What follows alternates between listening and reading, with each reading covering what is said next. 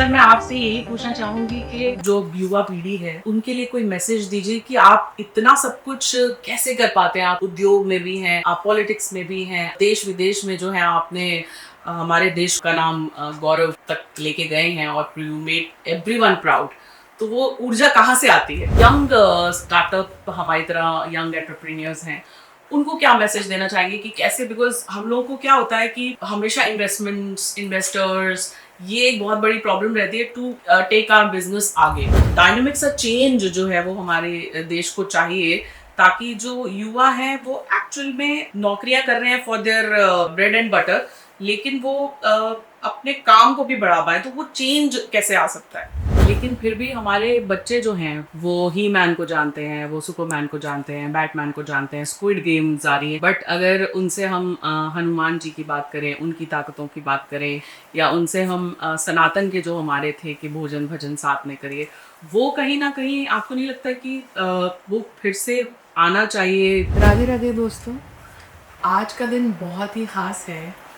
कहते हैं राधे कौन से पुण्य किए तूने, हरि रोज़ तेरे घर आते हैं।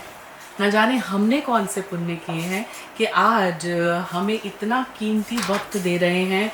देश विदेश में आज कौन नहीं इन्हें जानता।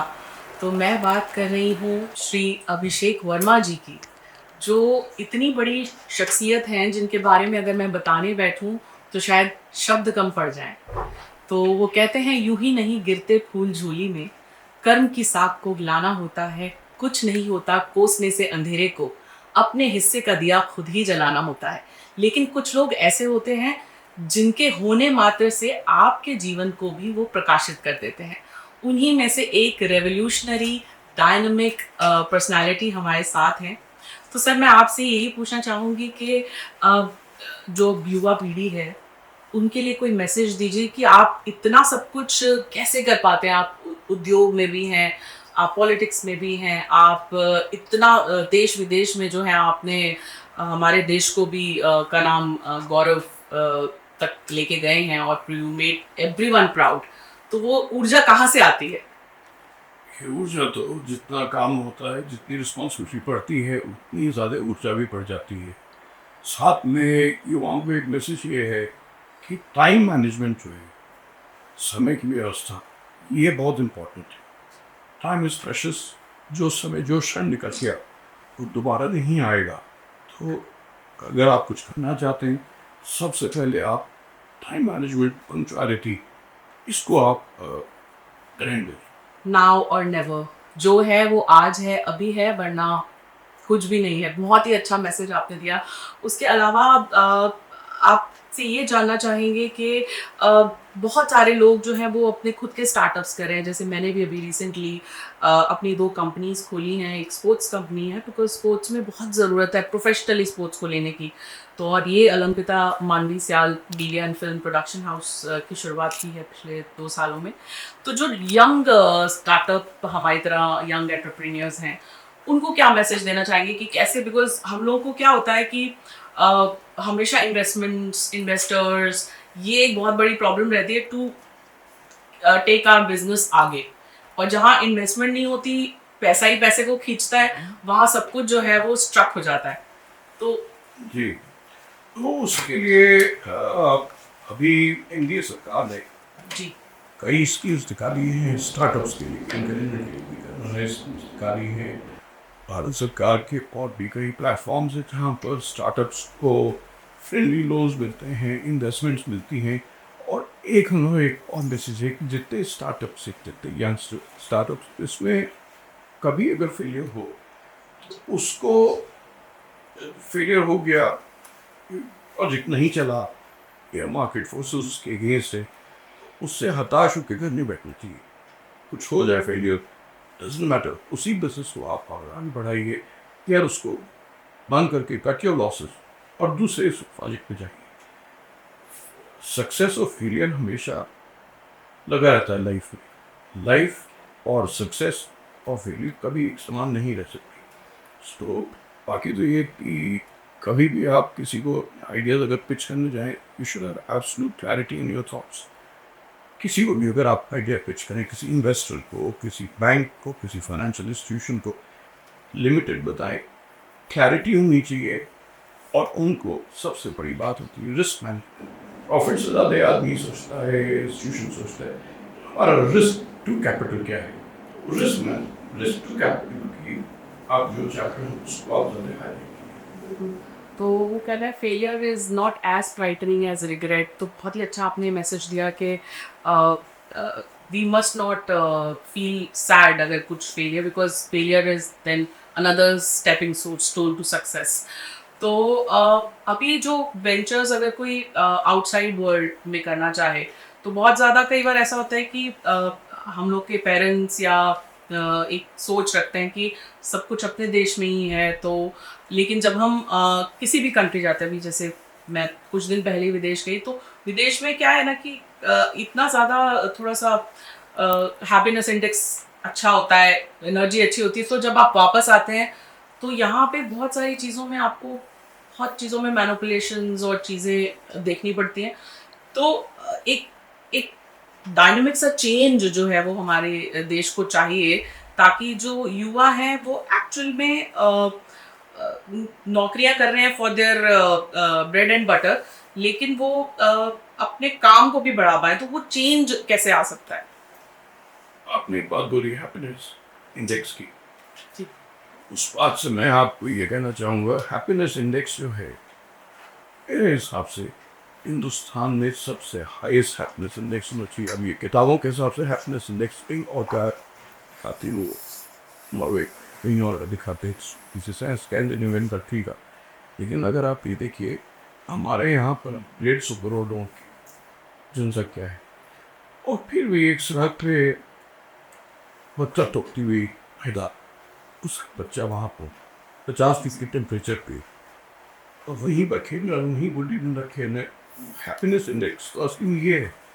हैप्पीनेस इंडेक्स अगर आप नाट्यों की बात करेंगे या आप उस पर बात अगर आप करें कि उसको खुशी, असली खुशी तो जनता की देखनी है, जनता को कितनी खुशी मिल रही है, वो लोग खुश हैं नहीं, और उसके लिए हम क्या कर सकते हैं। अब रही बात कि जब कुछ तो आपको लगता है कि जनता खुश है? जनता, देखिए जनता अगर खुश नहीं होती तो सड़कों पे आ जाती, छोटी छोटी प्रॉब्लम सबको।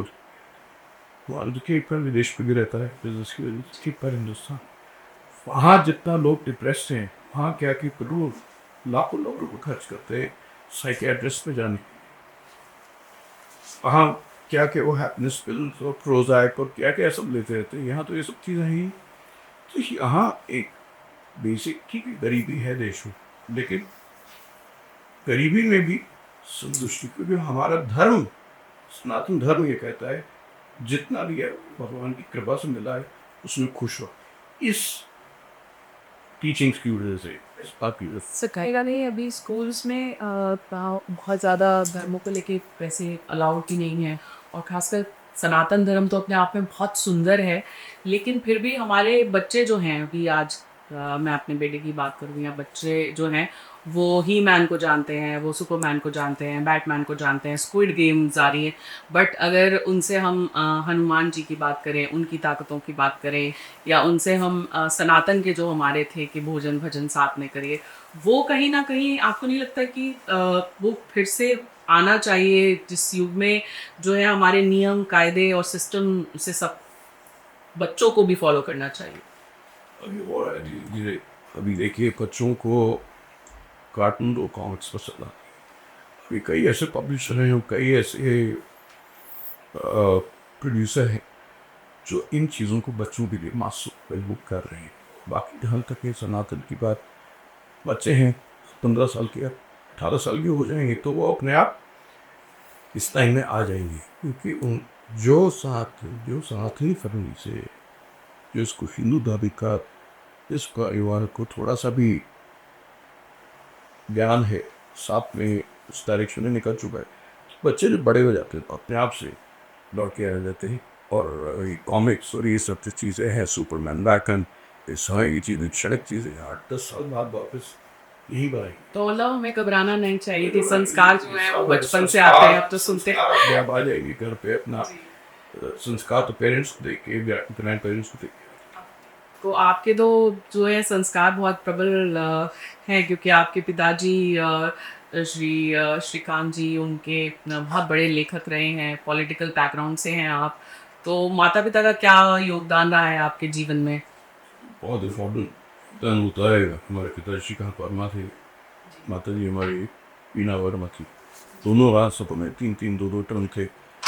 तो मैंने तो अपनी लाइफ में जो जो भी ग्रहण किया है, बिजनेस के अलावा जो भी मैंने ग्रहण किया, और जितनी मुझे शिक्षा होती है, किताबी शिक्षा के अलावा जो शिक्षा होती है, सब पेरेंट्स होती है, उन्हीं से आप बच्चे जो से एब्जॉर्ब करते हैं। और हमारे भी परिवार में मेरी जो वाइफ है वो यूरोपियन है, और जब उन्होंने उनसे शादी करी तो उधर वेतन वर्ड बच्चे जो है हमारे दोनों भी, दोनों अगर आपने हमारा सोशल मीडिया देखा हो तो दोनों के दोनों, बच्चा तो बेटा तो छोटा है, बेटी है 18 साल की, और बिल्कुल वो नाती आपको लगेगा कि किसी मंदिर से किसी उससे वहाँ पर ट्रेनिंग लेके आई है। बिल सारी चीज़ें उसको उसी हिसाब से करती है जैसे हम वो एक कट्टर हिंदू परिवार। बहुत सुंदर, बहुत सुंदर। कि आप तो एक तरह से वो वासुदेव कुटुंबकम की बात है कि आपने वर्ल्ड ओवर का ज्ञान, नॉलेज और बिजनेसेस आपके, और you are a truly inspiring personality for the entire nation. We all are so proud of you. और हम लोग तो खासकर आज बहुत ही प्राउड हैं कि हमें आपका इतना कीमती समय मिला। Thank you so much sir.